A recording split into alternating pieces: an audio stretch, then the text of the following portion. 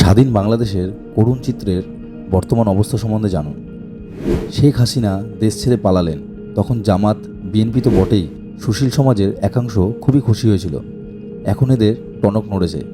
আগের পরিস্থিতি ছিল হাসিনা সরকারের বিরুদ্ধে প্রতিবাদ করলে সাধারণ মানুষের কপালে জুটত শুধুমাত্র পুলিশের ডান্ডার বাড়ি, আর এখন সমগ্র শরীর থেকে মাথা আলাদা করে দেওয়ার ভয়ে কেউ ইউনিসের বিরুদ্ধে টু শব্দটি করতে পারছে না। সবচেয়ে মজার বিষয় হলো, নোবেল বিজয়ী ইউনিস এখন ভিক্ষার থালা নিয়ে বিশ্ব ব্যাংকের সামনে উপস্থিত হয়ে গিয়েছেন। এই মুহূর্তে দেশ চালানোর জন্য $1 বিলিয়ন প্রয়োজন, অর্থাৎ 7,500 কোটি টাকা। কিন্তু সে কথা মানতে নারাজ সেই দেশের গভর্নর।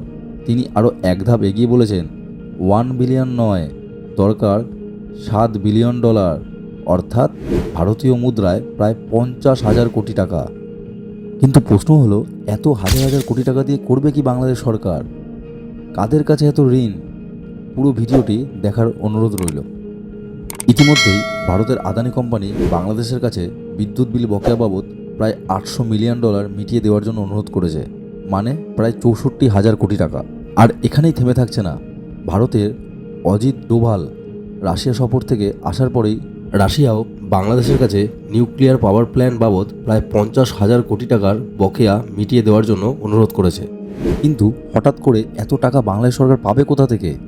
আমরাও এর আশায় রইলাম। আর অন্যদিকে বাংলাদেশের অর্থনৈতিক পরিস্থিতি খুবই খারাপ। একটু খেয়াল করলেই দেখবেন বাংলাদেশের অর্থনীতির সবচেয়ে বড় স্তম্ভ হলো গার্মেন্ট ইন্ডাস্ট্রি। এই ইন্ডাস্ট্রির সিংহভাগ কাঁচামাল যায় ভারত থেকে, সেটাও আবার অনেক কম খরচে। কিন্তু বাংলাদেশ তো এখন আর ভারতের কোনো জিনিস ব্যবহার করবে না, তাই এখন কাঁচামাল আসবে চীন থেকে, এবং এর খরচ পড়বে প্রায় 5 গুণ বেশি, কারণ পরিবহন খরচ। একটা কথা মাথায় রাখবেন, বাংলাদেশ যতই চীনকে নিজের সন্তান মনে করুক, চীন কিন্তু লোনের জালে ফাঁসাতে নিজের বাবাকেও ছাড়ে না। গার্মেন্ট ইন্ডাস্ট্রি থেকে বাংলাদেশ গত বছর সমগ্র বিশ্বকে তাক লাগিয়ে প্রায় 3,76,000 কোটি টাকা উপার্জন করেছিল, এবং এখন পরিবহন খরচ বেড়ে যাওয়ার কারণে অল্প লাভে আর বিক্রয় করতে পারবে না কোনো গার্মেন্টস প্রোডাক্ট। আর স্বল্প দামে বিক্রয় না করার ফলে বিশ্ব বাজার থেকে ছিটকে যাবে বাংলাদেশ।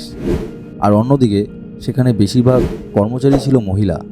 জামাত গোষ্ঠী যেভাবে শরিয়া কানুন আনতে চলেছে, তাতে নারীদের স্বাধীনতা শেষ হওয়ার পথে।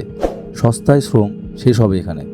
এই সমস্যার কথা মাথায় রেখে বাংলাদেশ থেকে গার্মেন্টস মালিকরা তাদের কারখানা ভারতের বিহারে স্থানান্তর করার প্রক্রিয়া শুরু করে দিয়েছে। তারা বুঝে গেছে এই পরিবেশ অত সহজে আর ঠিক হবে না। বিনা গার্মেন্টসের বাংলাদেশ বিনা পয়সার ভিখারি পাকিস্তানের মতোই হবে। এরকম ভিডিও আরও পেতে হলে আমাদের পেজটি অবশ্যই সাবস্ক্রাইব করুন এবং কমেন্ট করে নিজের মতামত জানাবেন।